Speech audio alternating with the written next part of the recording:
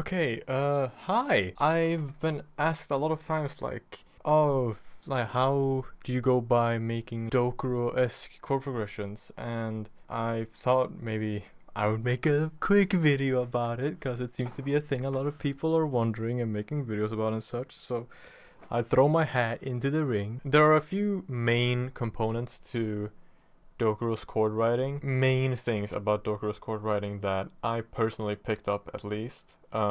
First one being like chromatic movement. And the thing that most people find weird about my personal approach is that I, despite knowing a lot of music theory and such, have a very non-music theory approach to doing this. I don't really think about chords or what key I'm in or anything like that.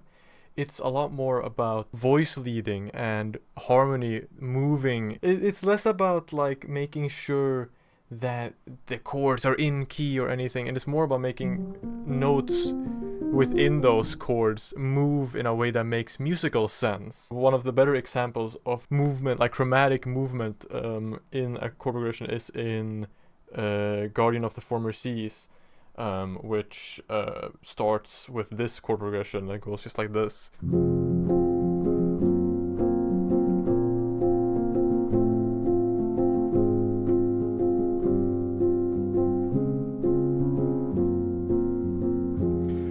Now you might have noticed these two notes here at the top, they stayed played throughout the entire chord progression.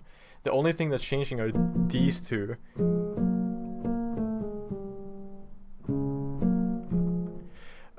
Because something that makes these chords work is that there is a lot of movement, but at the same time it's keeping us familiar with these two notes here at the top.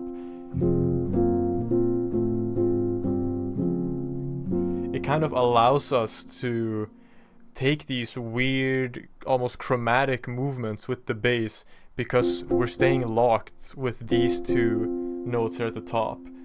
It allows us to explore harmonically much more interesting options rather than sticking into one key.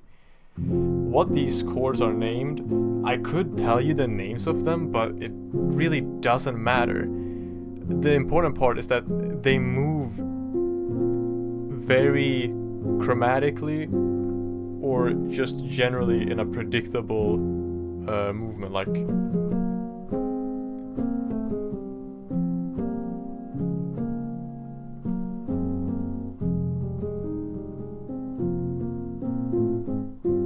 that. This is just that, but it works. There's a lot of just like the bass going downwards in chromatic movement, or just generally the chord shapes changing chromatically. For example, like this. We have this, and then just like that's, to me, that has such a like Dokuro sound to it. And like, this isn't in any key. There's no key on the planet that has those three chords in it. We're not really thinking about scales or chords or anything. All we're thinking is that this shape leads nicely into this shape, which leads nicely into this shape. It's all about making sure that the notes and the intervals have a clear direction. You know, da-da-dum. Like, take a look at this E, for example. All it does is go like that. And then this F sharp, it stays the same. And then we have this, which just goes like... actually, what does it do? Oh, it moves up. And then this D at the top goes...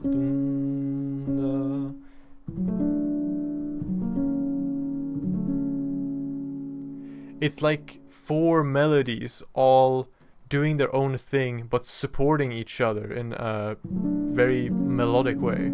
Dokuro very famously doesn't know music theory and relies on his ears and just general experience listening to and making VGM music. That's why I always say, like, don't think about music theory or scales or anything when making these. If you have a good ear and you're willing to put in the time to study other music, not from a music theory perspective, but just listening to the songs and hearing like the harmony and like trying to get the sound into your soul.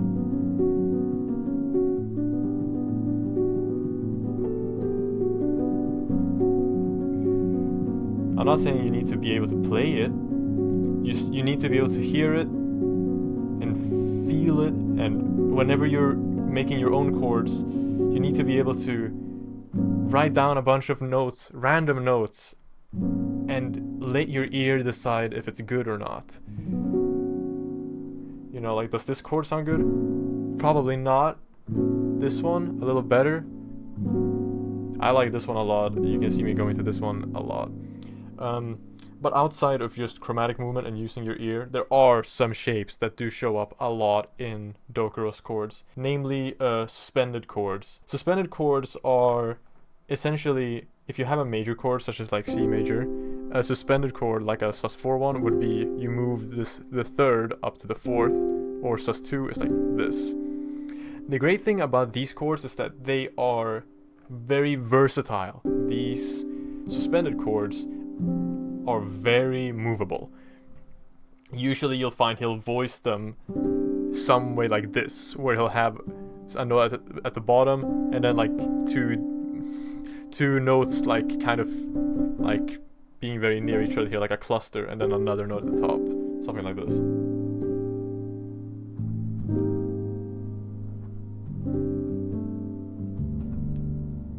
You know what I mean? That was a back chord, but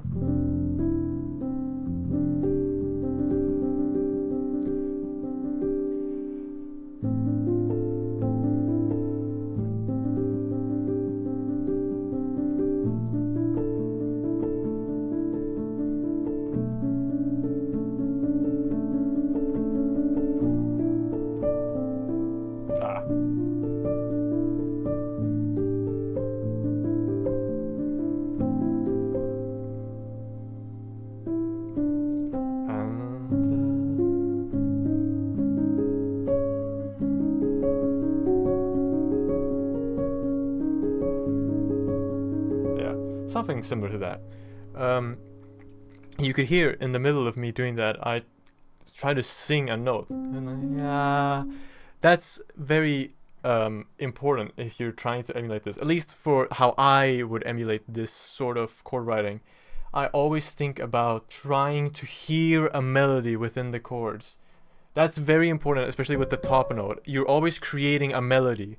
It doesn't have to be the main melody of your song, but the chords always have to move in a way that makes them melodic. Not saying you have to like go like some whatever. It's not about that. It's about making the shapes feel intentional. Excuse me, but I'm going to try singing this.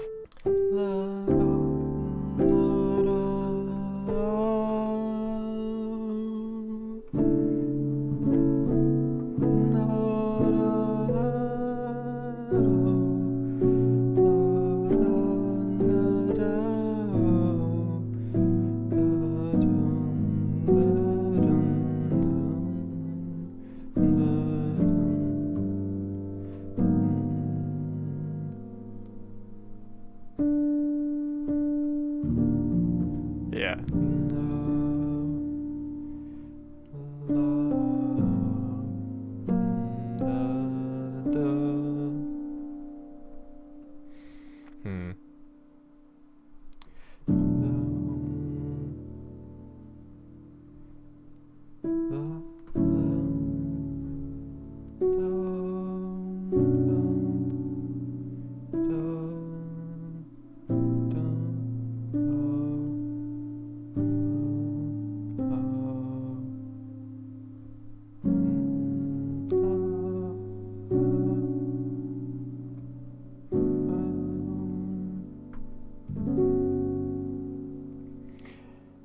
That probably sounded a little pathetic. But you're allowed to make mistakes. Of course, I have a lot of experience as a piano player, to be able to put these kinds of harmonies together. It's a little sloppy, and sometimes I do hit some stuff that I don't intend to. I would say for anybody working specifically in like FL Studio or any other DAW, just clicking in a note like DOKURO would, don't get caught up thinking like, oh, I have this chord, but I don't know where to go. Oh no. You'll figure it out. It's a lot of trial and error. You just have to trust your ears a lot and try new things all the time. Always think about how things can move in a way that sounds good.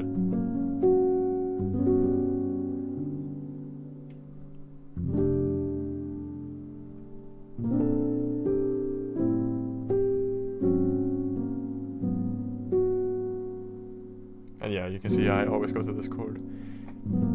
I really like this chord.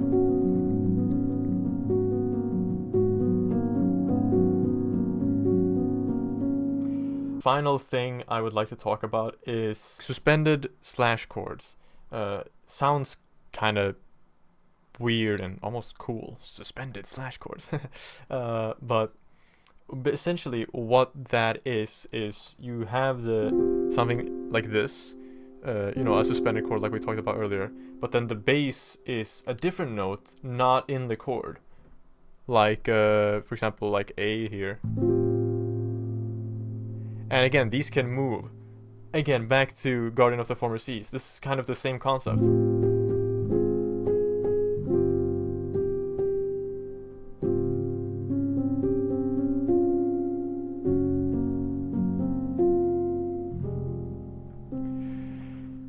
You have this very rich harmony.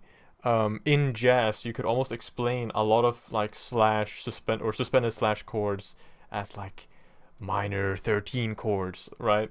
But we don't have to do that. We can just say, here's a cool shape, and then add a bass note to it. That one sounds good. Maybe a little basic. Maybe there's not a lot of color there. I like this one a lot.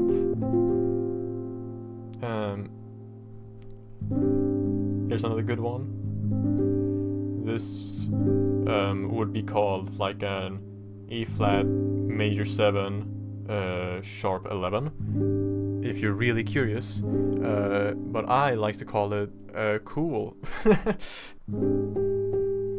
So yeah, I think if I were to quickly summarize how I approach making DOKURO chords, it would be 1, work specifically with shapes that you, through experience and listening to music, find to sound good. If you like DOKURO's music, it would be something like a sus shape, like this, where I talked about, where you have a note at the bottom and then 2 kind of like clustery, and then 1 a singing note at the top. Like you can see my shadow doing the chromatic movement, moving all of the notes by just like half steps or whole steps. And then throwing in like what we would call like a 5-1 in jazz. This isn't really, I wouldn't really call this a 5-1, but it has this like same kind of jumpy movement.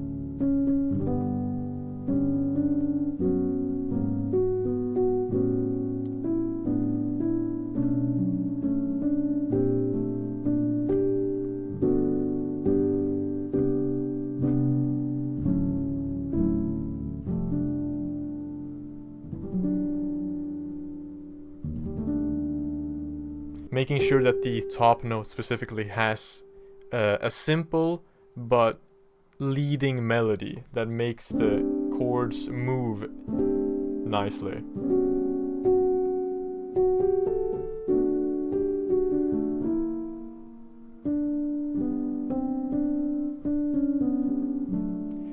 Finally, using bass notes outside of the chords like notes, so you don't feel restricted to just hitting whatever bottom note is up top here. You can do a little whatever you feel like.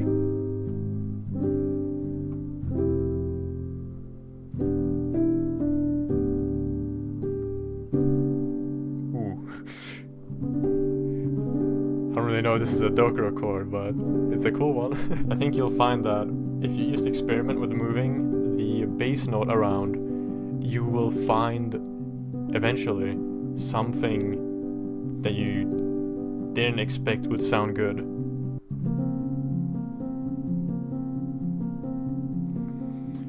This is another sus chord here. You can see this is a perfect example of the suspended slash chord thing. We have this shape here with these two clusters at the top and then a different bass note. This is also kind of a similar thing, not exactly though.